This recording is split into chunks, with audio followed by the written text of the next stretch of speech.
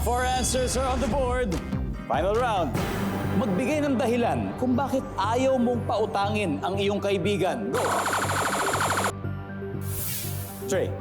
Hindi nagbabayad. Dahilan kung ba't mo ayaw pautangin ang iyong kaibigan? Kasi hindi nagbabayad. Okay?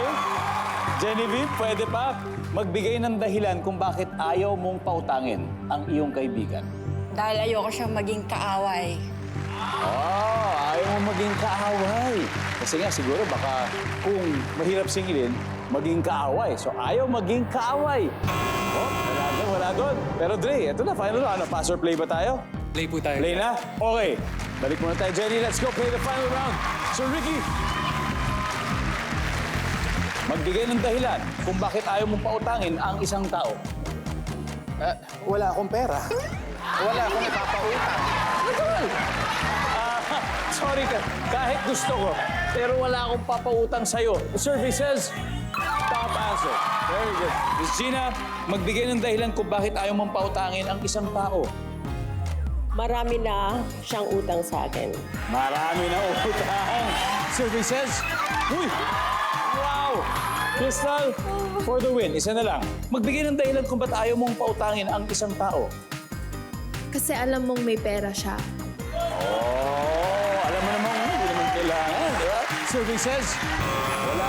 Trey, bakit mo ayaw pautangin ang isang tao? Kasi ako yung mangungutang sa kanya. Ikaw pala yung mangungutang. Ano ba survey? Nandiyan ba yan? Wala. Okay. Team Delgado, pwede pa. Usap-usap na kayo. You can now talk about your steal answer. So Ricky, magbigay po ng dahilan kung ba't ayaw mo pautangin ang isang tao for the win. Hindi ko siya gusto. Hindi mo siya gusto lang. Hindi ko siya tinuturing na kaibigan. Ayun. Survey says, wala. Alright. Ito na yung sinasabi ko. Meron talagang chance.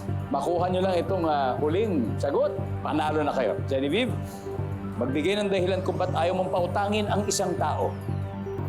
Masama ugali niya. Masama ugali niya, Sir Kevin. Kriminal. Kriminal. Miss Yvonne, Gagastusin lang niya sa good time. wawaldasin.